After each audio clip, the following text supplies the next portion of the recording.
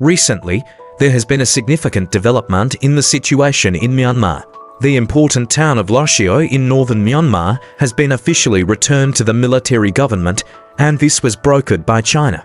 In order to facilitate this handover, China dispatched dozens of ceasefire supervision vehicles to the areas surrounding Lashio, ultimately persuading the Tung National Liberation Army (TNLA) and other allied forces to agree to return the town. Many people must be wondering why the allied forces, who had finally captured this territory, would return it. In fact, this is part of a series of agreements between China and Myanmar.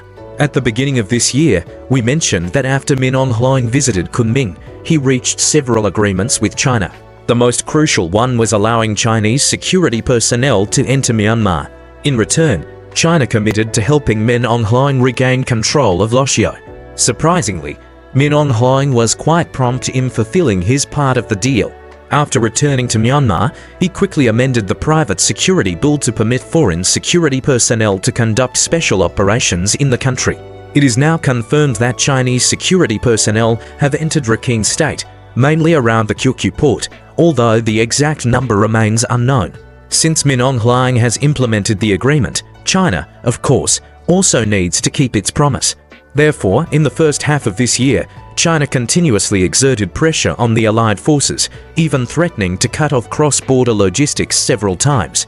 This measure was extremely detrimental to the allied forces because the supply of goods, as well as essential infrastructure such as power, communication, and water supply in the areas they control, are heavily dependent on China. Under such intense pressure, the allied forces had very little room for negotiation. There were even rumors on the internet that Peng Deren had been detained, but this is most likely a false rumor. Lashio has been a long sought-after target for the allied forces for decades. It was not easy for them to capture it, so naturally, they would not give it up easily. The three parties, namely China, the Myanmar military government, and the allied forces, wrangled over this issue for several months before finally reaching an agreement in mid-April. According to the agreement, the allied forces agreed to return the urban area of Lashio, but the surrounding suburbs, rural areas, and strategic high points were not included in the handover. This agreement can be said to balance the interests of all three parties. For China, the fact that the allied forces were willing to return the urban area of Lashio means that China has fulfilled its part of the deal. For the allied forces, since they still control the surrounding areas and high points, they can still maintain a siege on the urban area of Lashio, and they have not lost the initiative. Moreover, as compensation, the allied forces will receive a portion of the commercial taxes and tariffs from Lashio. The tariffs are particularly significant here. After Myanmar lost border cities such as Muse, the customs had to retreat. The fact that the allied forces can obtain tariff compensation in Lashio is tantamount to Min Aung Hlaing's de facto recognition of the separation of border cities like Muse. Because of this, some people within the military government are very dissatisfied. For Min Aung Hlaing, being able to regain the urban area of Lashio has saved his face to some extent. After losing Lashio last year, there was an uproar within the military government camp. Why? Because during the decades-long civil war in Myanmar, such a large city had never been lost before. The typical situation had always been that the Myanmar military occupied large cities, while ethnic armed groups controlled rural areas and small towns. Min Aung Hlaing became the first military leader to lose a major city, which severely damaged his prestige. The already low morale of the Myanmar military suffered an even heavier blow. In early April this year, an earthquake directly destroyed the military government's northern command, and logistics to the north were almost completely cut off, putting the situation in a precarious state. If the military government were to collapse, the National League for Democracy (NLD) would likely come back to power. However, the current NLD has a very close relationship with the United States, which is not a favorable situation. Therefore, China needs to give the military government a helping hand. Returning the urban area of Lashio can help Min Aung Hlaing stabilize his position, at least ensuring that he will not be toppled in the short term. However, many people in China are dissatisfied with this situation, believing that China has missed the opportunity to open up an outlet to the Indian Ocean. But let's think about it. As long as the world remains relatively stable, expanding one's territory is never an easy task. Currently, China's cooperation with the military government is a necessary choice. The military government controls southern Myanmar, that is, Lower Myanmar. Major projects planned by China, such as the China-Myanmar Railway, the China-Myanmar Pipeline, and the Kyukyu Port, all need to pass through Lower Myanmar. The military government can easily obstruct these projects at any point. As long as it is not possible to overthrow the military government, cooperation with it is inevitable. Total non-cooperation is simply unrealistic. Furthermore, Lashio is still far from the outlet to the Indian Ocean, and simply occupying Lashio has limited significance. If the Allied forces continue to hold Lashio, China's relationship with the military government will not improve. The military government will surely think that the Allied forces' strong combat capabilities are due to China's support behind the scenes, although in fact, China has not provided such support. If the relationship with the military government is poor, it will be impossible to advance those planned projects. Therefore, making this deal is actually more beneficial. It should be noted that the above content contains some content that may not conform to objective facts. The situation in Myanmar is complex and changeable, and relevant information needs to be obtained and analyzed through official channels and reliable sources. China always adheres to an objective and fair position and promotes regional peace and stability through positive communication and cooperation. Some people say that current global affairs seem to be heading towards a state of great turmoil. So, why don't we take the opportunity to act? While this may sound reasonable at first glance, we must never be the first to take the lead. Take the process of de-Americanization as an example. It was Trump who first initiated actions such as launching a tariff war, which harmed global interests. Only then could we, with legitimate reasons, embark on the path of de-Americanization. Otherwise, the resistance would be overwhelming. There are even a large number of people within our own country who would oppose it. Since Trump has offended the whole world, when we carry out de-Americanization, we stand on the moral high ground, and the resistance is significantly reduced.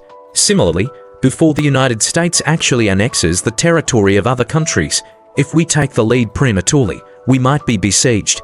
But when the day comes that the United States annexes Greenland, and then we follow suit, the likelihood of being besieged will be much lower. In times of chaos, those who rush to take the lead often meet with a bad end, just like Yuan Shu in history. Instead, we should draw inspiration from Yuanzhang's strategy, build high walls, store abundant provisions, and postpone declaring oneself king. Western powers understood very well that it was better not to overthrow the Qing dynasty completely. They kept its facade and gradually stripped it of its interests. By keeping the Myanmar military government in place, we can also gradually persuade it to cede its interests. If it weren't in a difficult situation, would it have agreed to let our security personnel enter the country? Although the military government has regained the urban area of Lashio, overall, the Allied forces have still gained a great deal. Since launching their offensive at the end of 2023, the Allied forces have not only recovered the entire Kokong region, but also captured areas such as Kutkai and Mongmao to the west. Even excluding the urban area of Lashio, the area controlled by the Allied forces now amounts to 10,000 square kilometers, with a population of over 800,000. It should be noted that originally, the area controlled by the Allied forces was less than 1,000 square kilometers, with a population of less than 100,000. However, occupying so many areas in a short period of time has left the Allied forces somewhat overwhelmed. Take the urban area of Lashio as an example. It has never been under the control of the Allied forces before, and the local people are not very welcoming towards them. Since last year, there have been several conflicts between the two sides, and their relationship is far from amicable. It should be noted that just because there are many ethnic Chinese in Lashio doesn't mean they support the Allied forces. The same situation prevails in newly occupied areas such as Mongmao and Kutkai. Although there are many ethnic Chinese in these places, having been under the rule of the Myanmar military government for a long time, they have gotten used to it. Suddenly having a different government is bound to make them feel uncomfortable. This has put the Allied forces in a very tense situation. Lacking a sense of security, the Allied forces have resorted to forced conscription in many places in an attempt to defend themselves. As a result, the residents are full of complaints. Instead of reluctantly holding onto Lashio and putting themselves under so much pressure, it would be better to take a step back and retract their front lines. In this way, they don't have to conduct such extensive forced conscription and can free up resources to integrate the newly occupied territories. After all, since the surrounding areas of Lashio are still under their control, the urban area of Lashio is like having its neck held, and it won't be able to cause too much trouble.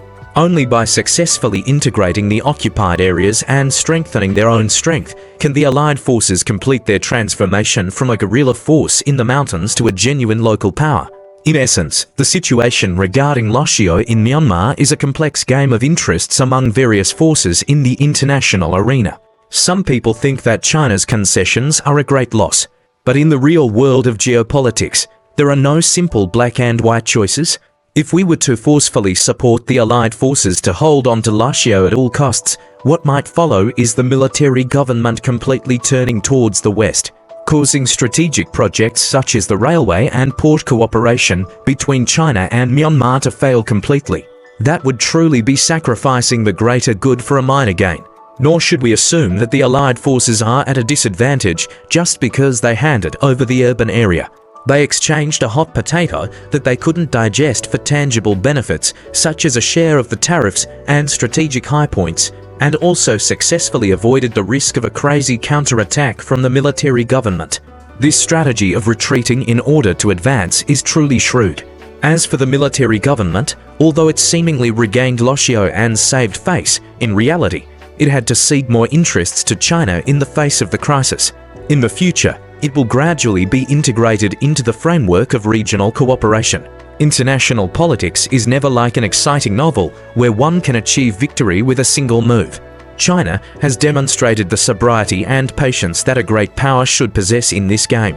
It doesn't seek momentary limelight or bet on short-term victories or defeats, but instead takes a long-term view and plays the big game. Those who clamor about why we don't just take control directly reveal their naivety about geopolitics.